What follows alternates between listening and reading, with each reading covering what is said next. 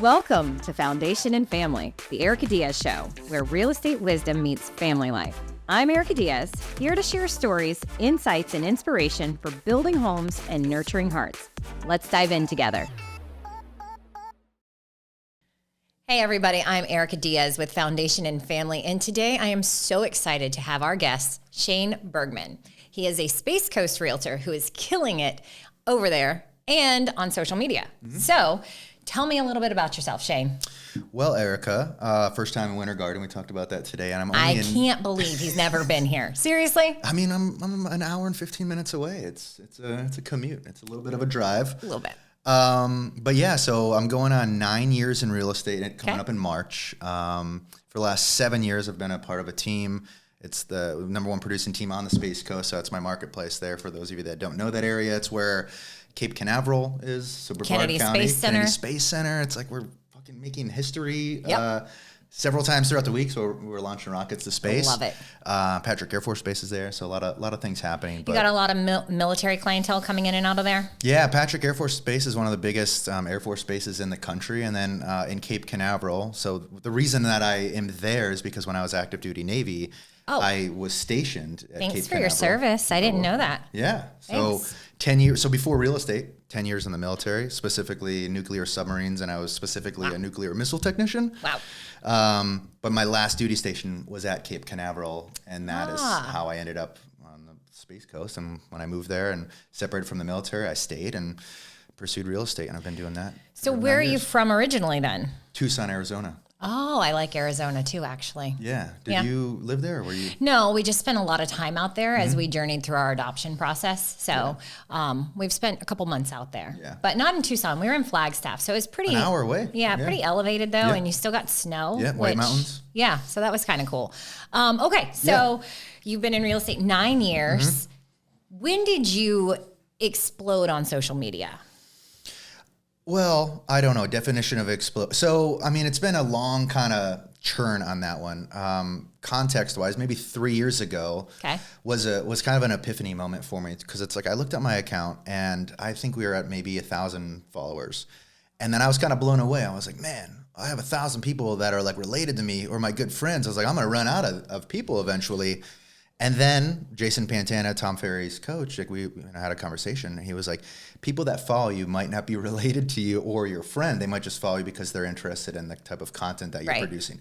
And call me an idiot, but I had like this epiphany. I was like, holy shit, he's right. There are people that don't know me that still might follow me because they might be interested in the things I do. Right. So for me, that kind of like turned a gear in my mind where I was like, oh, so I can make content that would attract people and they would just appreciate what I bring to the table. So it's been like 3 years of that happening, and now we're kind of in a really good groove. This year we should hit around 10,000 on the following count, which for me, like I think that's awesome. It's huge. It's great. But that's organic followers that you are growing, right? 100%. Yeah. And there are accounts that you can tell when people buy followers, just look at their engagement. And I think earlier one of the comments made was like, even though my following, you know, in context of other agents, there's agents that have 70,000 followers, millions, whatever it is. But I love the fact of the amount of engagement I have with my following. So that's something I'm really proud of. Well, I think that's a telltale sign, because we were even talking about it here in the office the other day. Another group, and we won't say that they were an agent specifically, but they had 64,000 followers, but their engagement was like 2. Yeah. 3. So it doesn't feel authentic in that regard, right? So is that even beneficial to what you're doing or what you're trying to create? Well, that's the whole problem, I think, with social media is people do that because it's vanity. They want to have this big account where they have this massive following and they pay for it. Right. But then the easiest way for someone to read into this is what you did. Look at the amount of followers versus like engagement. Is it likes, comments? If it's dismal like that, it's pretty evident that they bought those followers because they have this vanity where they want to have that clout. Right. And vanity doesn't always translate to income. And I don't know about you, but I am working because I need income. Yeah. So I'm not a not-for-profit today. One day I will be. But today I am very much for profit. And if it's not converting into profit, what's the point of the vanity? Yeah. Why spend the time on it? You know, I absolutely agree. So are you seeing an overwhelming conversion from your social media presence into your real estate business? Not an overwhelming. It's actually the minority amount of my production. So I would say the majority of production comes from Sphere, which most agents, that should be their majority of production. Right. And then from that, it would be brokerage, referrals. And then, third, fourth on the list is where it comes to social media. So between 10 and 15% of my annual production is derived from social media. And when I say social media, I am combining Instagram, Facebook, and YouTube. And then recently YouTube has been probably our most profitable revenue stream from a social media presence. Instagram is good, but it's not like that. I'm going to have a conversation with a buyer and they're going to be like, hey, I just happened to be seeing your account and I want you to show me some property. It doesn't work like that. It's normally a couple lines of communication where it might be someone that they knew and then they sent them one of your videos and then that connection is made, where YouTube is way different. It does create a brand awareness and it makes people feel comfortable, I think, with who you are. So they kind of get to know you before they get to know you, before they pound the pavement. Because one thing I've learned in this business is not everybody fits everybody's style. No. So there's been many people that have come to work with me or work with me, we'll say, and it wasn't a good fit. But you could tell right out the gate, and we want to be good fits because we want to have a successful transaction. So one thing that I wanted to bring Shane on to talk about was all the NAR stuff, all the buzzwords that you keep hearing, and the lawsuit and the appeal. So tell me your position on this and how you feel about it. Well, there's a lot to it. And for context, for those of you that aren't really aware of what's happening right now, there's the lawsuits that are being talked about now have been happening since 2019. Correct. So like, for context, you should be aware of that. Correct. The big thing that's happening right now, and I'll kind of boil it down, is there are sellers, and it started in the state of Missouri that essentially sued major brokerages and saying that they shouldn't have paid for buyer broker commission. That's the way it's been done, for a long time. Doesn't mean it's the right way, but that's kind of like the overarching issue of what's happening. There's a lot of noise in between that, between the DOJ attacking NAR, and then now there's an appeal process that we'll see unraveling somewhere in 2024. Major brokerage names have been called out in these copycat lawsuits is what you're seeing a lot of, and that just means it's a replicated lawsuit of the original one that started. So my overall opinion on it is, and it's probably an unpopular one, but I kind of agree with the direction that the lawsuit started, because what it's saying is the seller should not have to pay for the buyer. And essentially, we're the only industry where the seller pays for the buyer's commission. Okay. Right. Well, I disagree with you, but we can agree to disagree. For sure. Because for me, and I want you to, expand on that, but in the marketplace where we've got inflation and so many other factors, some of these buyers are never going to be able to afford the real estate commission, the down payment, and the closing costs. So ultimately, it all comes off the price. If it stands to reason in my brain that if the buyer is going to be absorbing that commission and the seller is not paying it, well, then the price would then be a little bit lower because it wouldn't be the same value, in my opinion. Which is a easy outcome, right? And that makes a lot of sense. If the seller is saving, we'll call it 3% to use rounded numbers right off the bat. Right. Where are they going to save that money? It's going to be on the price of the home. Correct. More than likely. What I see happening is, in the event that this does happen, where across the board, buyers pay for buyer representation, sellers pay for seller representation, and then home prices are not affected. What you said is true. There are buyers in this market that would not be able to afford representation. And this is where I think it gets really interesting, and the outcomes can be even more interesting, because now at this point you have buyers, agents that are penetrating the real estate market, and there's going to be a large scale of price points. So what they pay for charge for their services. You have buyers that are going to pay the bare minimum for it. Right. And you have buyers that are going to pay the 3% or whatever the maximum is at that time being. And I see a version of that happening where there's going to be choices for buyers to choose as far as price points for the representation, and is the way that they pay for it. That's another interesting point, because do they embed it in the mortgage?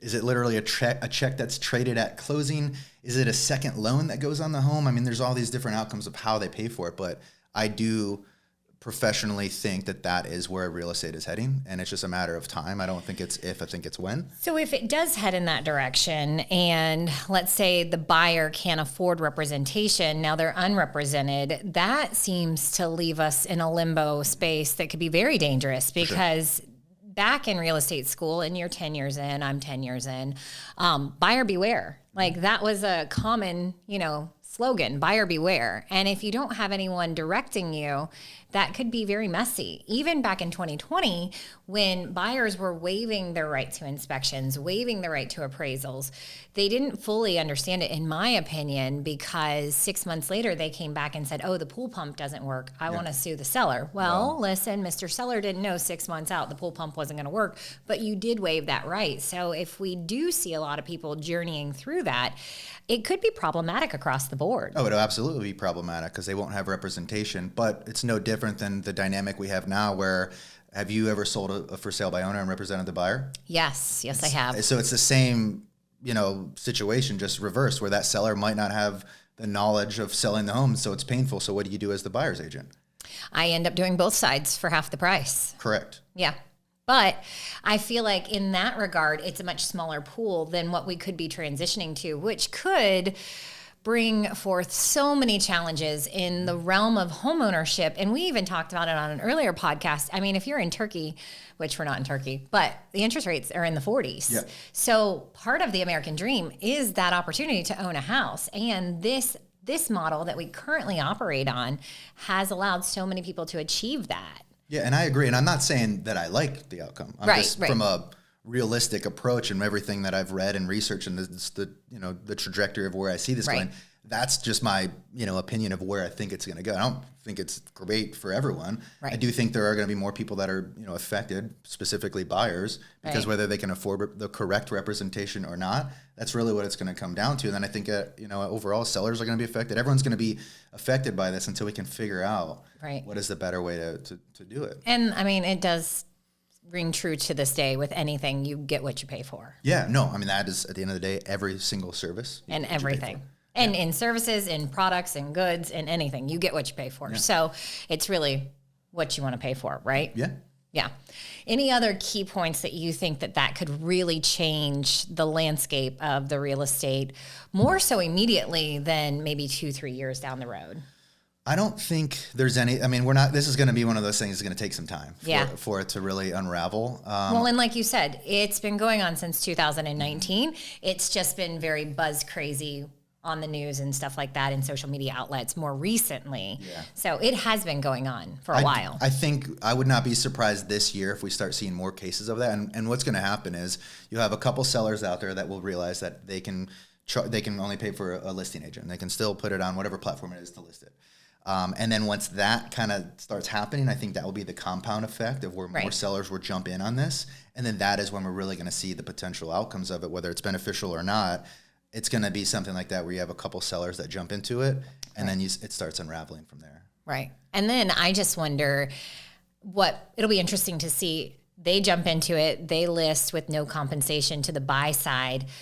Does the house get showed? Mm-hmm. Does it get offers, or does it sit there in the system a little stale? Well, that was when I was going through, my research of all this, and I keep up to speed with it, but there's some really components of this that would surprise you. So, the Tom Ferry podcast was actually called up on this whole trial. And the podcast specifically was referencing about how to negotiate commissions, right? So it's like, we've had those objections. We're listing agents. Right. The seller says, I don't want to pay you 6%. I want to pay 4.5% or 5%. Yeah. I don't expect you to role play with me, but we know how the conversation in our minds we want it to go. We want to, ascertain as much commission as we can. Right.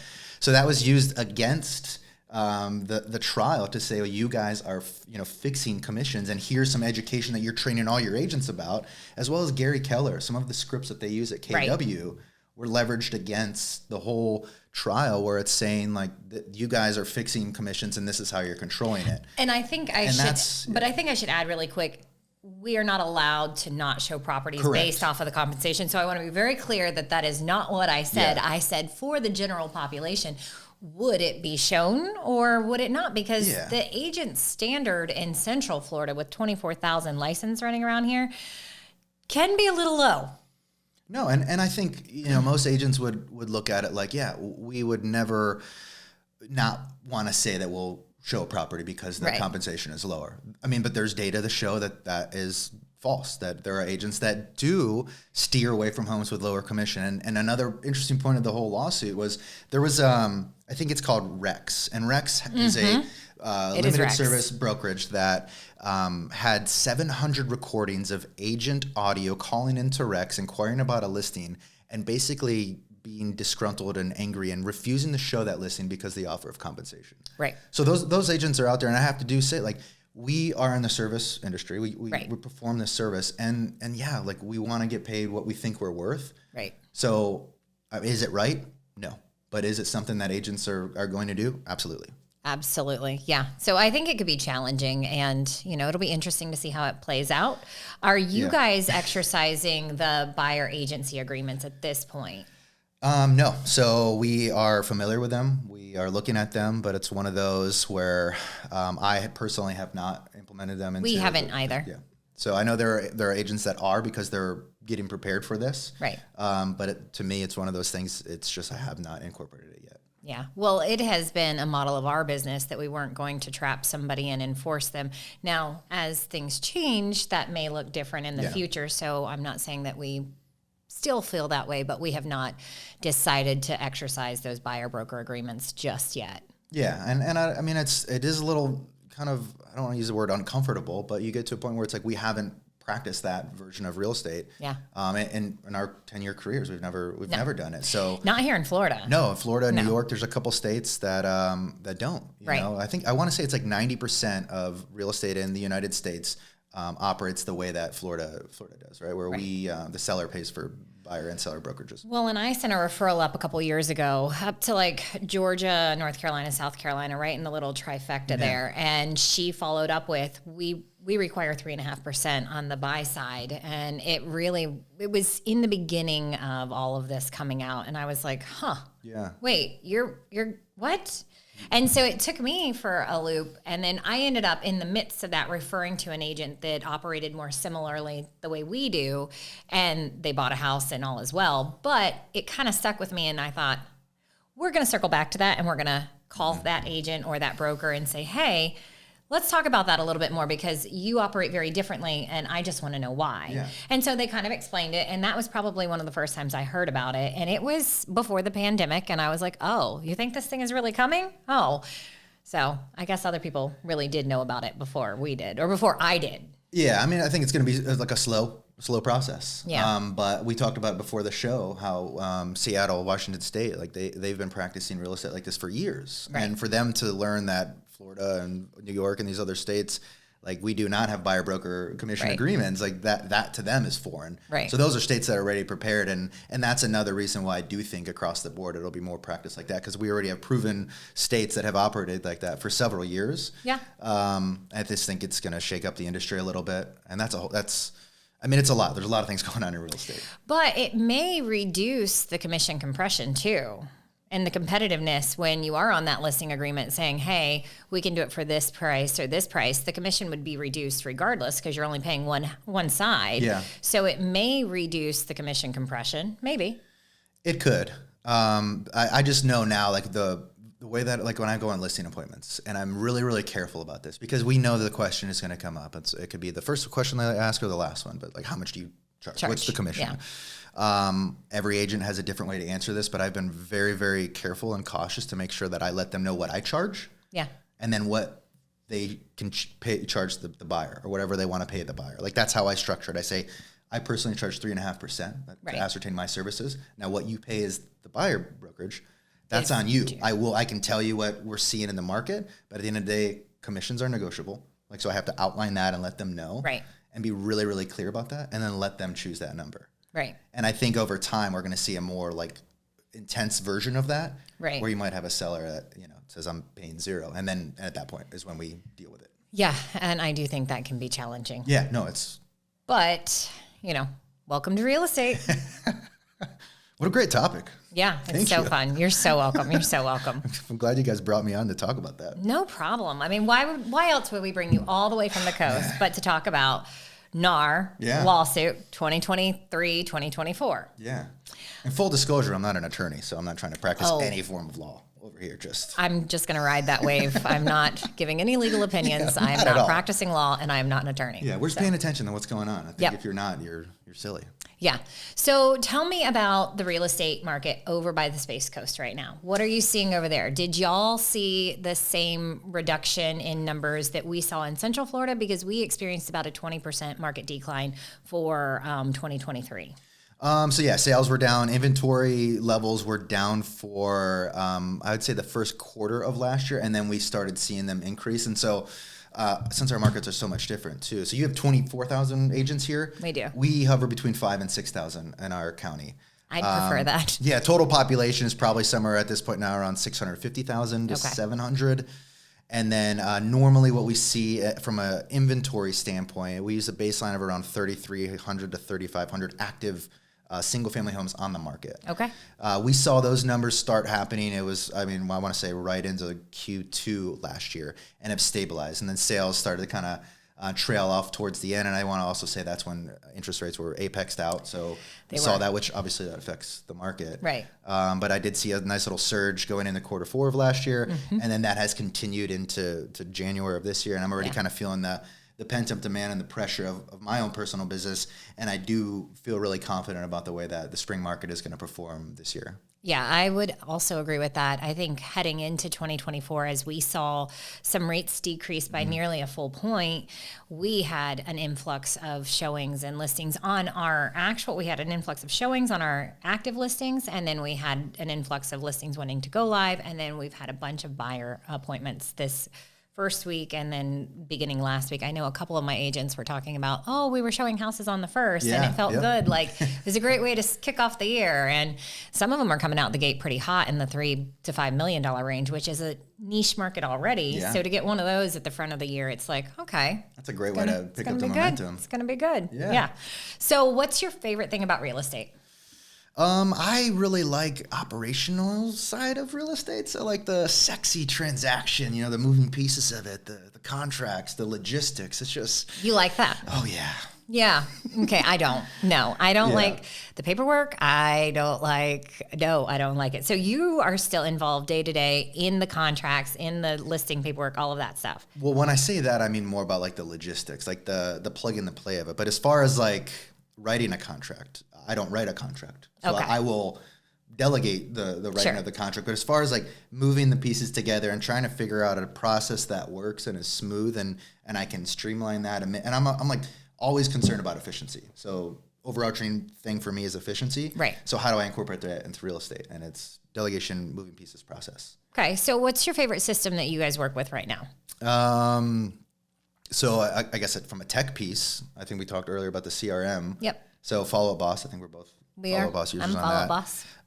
I love the systems that we have in there, everything from the prospecting style to the way that we, incorporate our new leads that come into it and kind of how the flow of all of that works.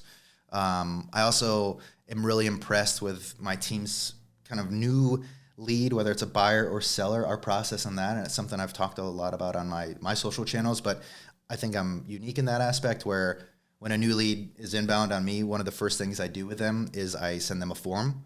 And most agents are like really turned off, like you send them a what? So it's a form that I have saved on my keyboard shortcuts. Right. And it's a buyer seller questionnaire, essentially all the same questions you would ask that person on the phone. I've just embedded it in a form. So that for me, I incorporated about 2 years ago.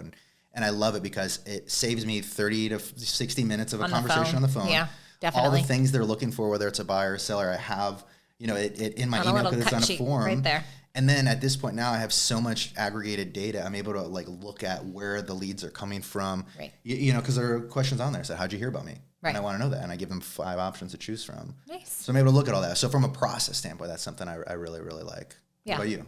Well, I think for us right now, we're building out Monday to a pretty high level. And that's just so that I can have a 360 view of what's going on in our events department or in our marketing department with social medias or in our transactions or maybe even with the CPA. Like, where are we at with paying the taxes for this quarter or what's our profit? That's kind of my word heading into 2024 is profit. What's my profit margin? What are we actually taking home? Because this is a lot of work. Yeah. Like, it's a lot of work. And so at the end of the day, this podcast is on foundation and family. So I am about building wealth from generations to come. And if I'm not putting profit first, it's not really worth all the effort that goes into it. So Monday at the moment allows us to have that kind of high level view where all the systems live. Because what I found as we journeyed through a couple hundred units a year was we were going into this tech, or we were going into this tech, or we were living in this tech, or we're living in this tech. So it was all of these different things. And you can ask anyone that works for me, like, passwords are not my jam. Like, it's just not my jam. So use like the same one for everything. But I do, but then this one needs an extra character, or this one needs a capital, or this one needs that. And then it's like, I can't even remember this. Like, this is too much for me. So I'm sitting there trying to change passwords, and I'm locking out all of the staff. And then they're so mad at me because they're like, did you change the password? And I'm like, I didn't mean to. Yeah. I tried. Maybe I did. So Monday kind of allows for everything to be housed in there. And I'm pretty excited about it. We're probably 3 months into it. And it's not where we want it to be, but I think it will get to where we want it to be. And then my follow-up boss lives through there. So everything kind of just sits in there. And so that's my new favorite toy for 2024 right now. Monday is an amazing project management tool. And I'm so happy to hear that you use it, because most brokers, most agents are a fucking disaster. And they're really unorganized. So for you to have that, it just warms my heart. Warms your heart. Well, it warms mine too, because literally, like, by the end of the day, I get done in here, and then I go and I have the 4 kids and my husband, and then everyone disperses and goes to bed. And then usually I'll be in bed and he'll be reading or podcasting or whatever. And I'm sitting there on like Monday, like, how do I zap this? And they kind of make fun of me in the office because my social media girl thought I was like making this up. I'm like, that can zap. That can zap.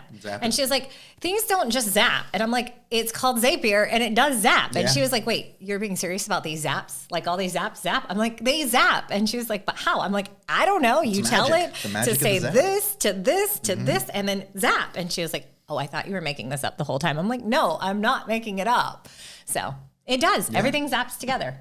No, I mean, Zapier is involved in a lot of things. There used to be an app called If This Then That. I don't know if you're familiar with that. I mean, it sounds like Zapier. It is. It was before Zapier. And it still exists, but Zapier just did a much better job marketing, and that's why they've taken over that space. Right. And because that's how, like, my IT guy was like, so you need to write if this, then that. And I'm like, break this down for me one more time. What does that mean? So we're working through it, but it's good. But you still have to have, like, zaps. You still have to have all these different things to make it work. And really what we're trying to struggle with right now, and I think we're pretty close, is removing like Sprout Social or what's another Sprout Social? Is that like where you would plan things out for it? Okay. But I think Monday actually can handle all that, and then you don't have to pay for Sprout Social, so that you can just eliminate some systems and it just zap through Monday. So that's what we're actually working on this week. And I think we're about 50% there. So we've got a post scheduled for tomorrow.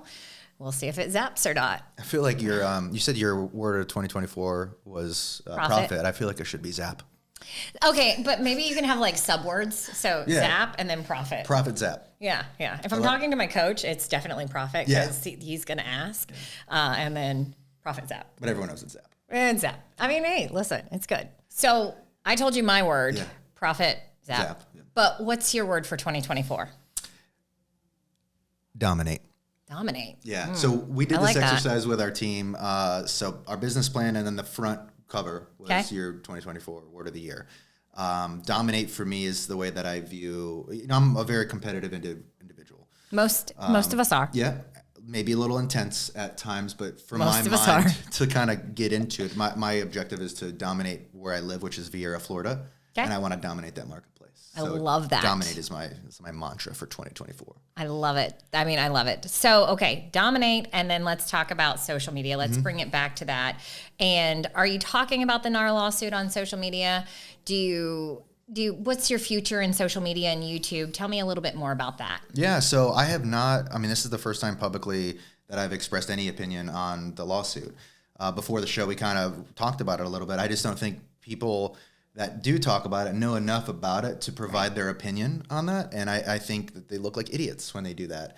So without having like a more, just more context to what's happening, people will just go and read a headline from Inman and pretend they're an expert on the subject. And I don't think that does them any good. I read a blog that a consumer wrote, and it was terrible. Yeah. I mean, terribly written, terrible perspective, not true, and just terrible. And I thought, my gosh, this is what people are reading and they're believing it. Because if it's on the internet, Shane, it's got to be true. It's true. No, it's absolutely true. 100%. And it's like the people that do talk about it, and I'll say agents, right? When an agent talks about it, I don't understand what their objective of talking about it is. Is it to stir up the community and get people's opinions because they know not everyone's going to agree with them, which that could work for engagement, but is that something that you really want to put out into the world? And so anytime I post something or anytime that I'm thinking about putting a piece of content out, there's questions that I ask myself. You know, one of the first ones is like, what do I gain from this? Meaning like, am I gaining anything from it, or am I going to actually lose some face on it? Right. And then I want to know who I'm making this for. Right. And then I figure out the audience, and then I ask, are they actually going to get any value from it? Like, are they going to learn something that they didn't know before? Yep. And you know, it's like, if I can't answer those questions, then I don't do it. And so when I look at the NAR lawsuit, there's just a lot of it that I'm like, I don't know the audience that I'd be talking to, because agents are aware of it. Right. What am I going to educate them on something and pretend to play attorney? Like, I just don't understand why an agent would do that. So for me, that's why I've not talked about it until you asked me to. Leave it to me. So I think one of the things that you just said, though, I do want to touch on, because when we are creating content, my question always is, what's the value proposition there? What is the value prop? You hear that in our office a lot. If there is no value proposition to the consumer or to the audience, it's useless, and it's a waste of resources and time and everything. So yeah, and that's like social media in its whole. And I look at it, you know, it's like whenever we finish up a video, or even like we think about the idea of a video, and I want to know, like, am I going to laugh at this? And then it's like, okay, but would I share it? And if I'm like, probably not. Right. I'm like, well, no one else is probably going to share it. It's probably a turd. I don't want to put it out there. You have coaches that are pushing, you know, it's numbers. It's about the amount of posts you put out there. They shouldn't be quality. I severely disagree with that. And actually, in fact, going in really, it was Q4 of last year, my videographer, Connor, and I, we talked to her, said, we only want to put bangers on Instagram. And a banger is just a video that's like, we know is going to crush and people are going to love, whether they laugh from it, learn something from it, or whatever. That's it. I mean, I told you that when I was out in Dallas, I saw one of your Instagram reels, and I thought it was funny as hell. And I still remember it. And when you walked in, I was like, oh, yeah, y'all were like jumping in the street, and they were filming from up in the top of the conference. Frolicking. So, I mean, I think that was a banger. It was a banger. No, that video did awesome. Good. It was fun. I collaborated with some of my favorite agents and friends out there. And yeah, I mean, that was just fun to do. And I still remember it. Yeah. So good job. Well, we have an excellent referral partner over at the Space Coast. So if you ever need a referral partner out there, Shane's your guy. Now, where can they find you? What's some contact information? Go ahead and tell everybody, and then we'll include it in the link below. Yeah, so social channels are all going to be just my name, Shane Burgman. So that's going to be for Facebook, Instagram, and then my YouTube channel as well. Email shane@thebergmangroup.com to get a hold of me. It's easy. It's my first name, and then my last name is in my team. Perfect. Well, thank you so much for joining us today. And until next time, bye.